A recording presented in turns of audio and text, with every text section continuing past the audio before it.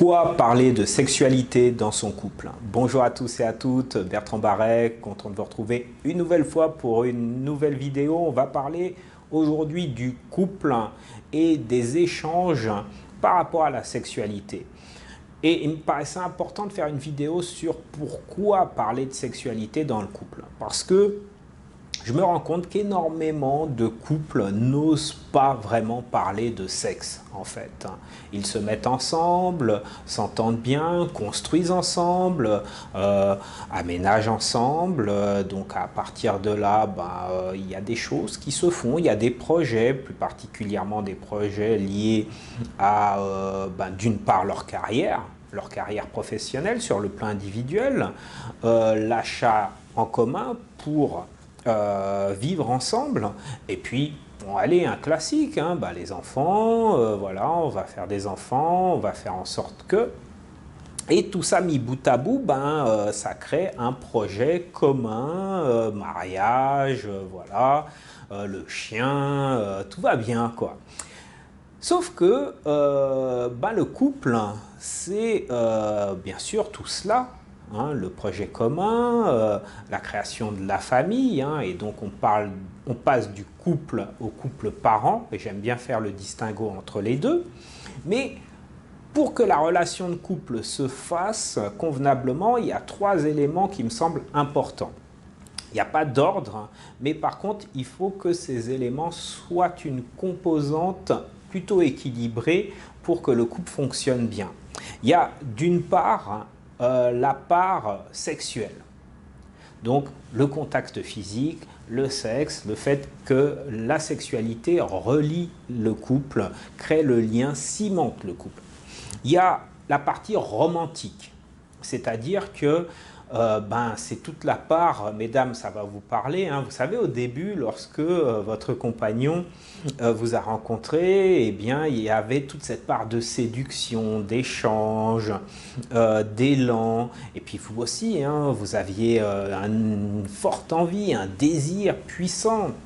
Et messieurs, voilà, hein, vous étiez prêts à tout, vous étiez apprêtés, et donc c'était toute la phase d'approche. Et il n'y avait pas forcément de toucher physique, il n'y avait pas forcément de sexualité. Mais ça, c'est important de toujours l'avoir dans le couple une fois qu'il est installé. Donc c'est ce que j'appelle la part du romantisme. Et puis il y a l'attachement. L'attachement, c'est ce qui va faire que il y a une amitié qui se crée entre vous. Il y a un lien, il y a de la confiance, il y a un échange, il y a un partage. Et puis lorsque vous devenez parent, eh bien il y a quelque chose qui se met en place, c'est un lien d'attachement fort. Il faut impérativement qu'il y ait ces trois composantes. Et parfois, très souvent même, je constate qu'au fur et à mesure des années, il y a un élément qui ressort plus qu'un autre, hein, c'est l'attachement. Par contre, c'est au détriment des deux autres.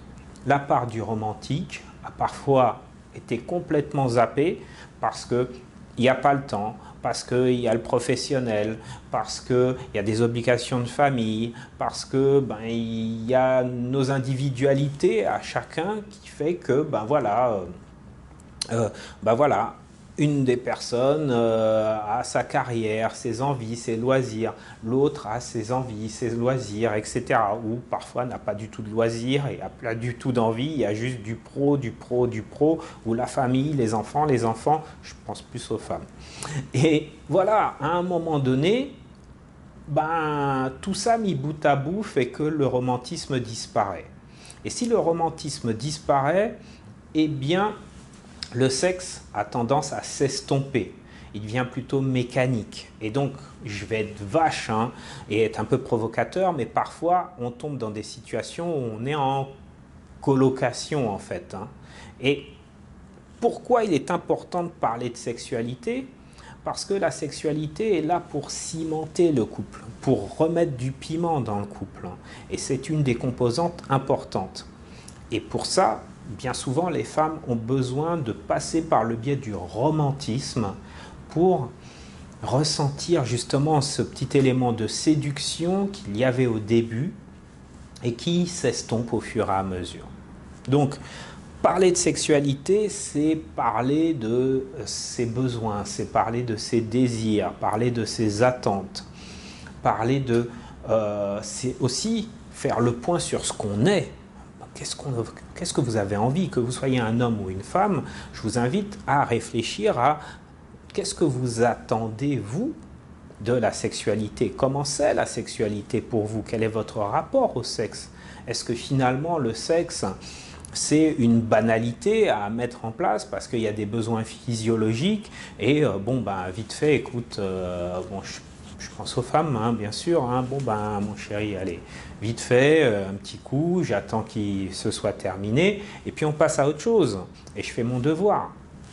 Messieurs, est-ce que le sexe, pour vous, c'est quelque chose d'hyper important, hein? Je caricature et je grossis l'affaire exprès, et vous avez envie d'y aller, mais vous y allez directement, vous ne savez pas exactement dans quelles conditions vous allez vers votre compagne, mais vous y allez parce que c'est votre besoin, vous avez envie, c'est physique, et bon, bah, elle veut ou elle veut pas, c'est pas grave, vous y allez. Et donc, vous voyez, ça crée des distances et bien souvent, il n'y a pas de communication sur le sujet parce que c'est tabou, parce que ça ne se dit pas. Et puis, il y a des peurs. Il y a la peur du rejet, il y a la peur de faire du mal à l'autre, il y a la peur de rentrer dans des discussions qui sont automatiquement conflictuelles. Et tout ça, mis bout à bout, bah, fait qu'on ne dit rien. Donc, il y a beaucoup de tristesse, beaucoup de déception, beaucoup d'attentes et puis beaucoup de simulation aussi, on fait semblant de, mais en fait, ben, on ne parle pas vraiment de sexe. Donc, c'est important de parler de sexe parce que c'est une des composantes du couple qui solidifie le couple. Et passer à côté de ça, ben, c'est passer quelque part à un moment donné à côté de son couple. Et tôt ou tard, c'est une bombe à retardement. Donc, je vous invite vraiment à prendre en considération ce message. Hein. Comment vous parlez du couple, du sexe, pardon, dans votre couple? Comment c'est pour vous d'en parler? Est-ce que ça vous angoisse? Est-ce que vous êtes à l'aise? Est-ce que vous êtes en capacité de faire des demandes qui sont importantes pour vous, hein? Ben, j'aimerais que tu me caresses comme ci, j'aimerais que tu me fasses ça. Est-ce que vous osez le faire?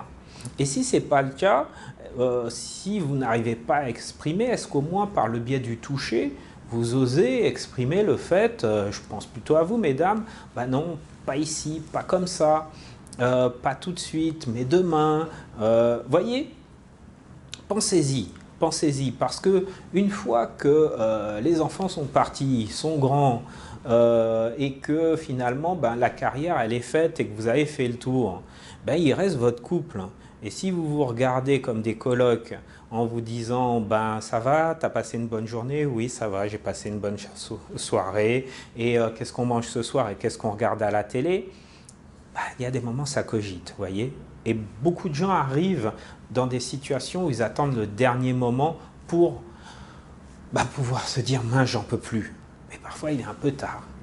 Donc, je vous invite vraiment à parler de cela, d'échanger, de réfléchir à vos besoins et à partir de là, de faire des demandes précises à l'autre.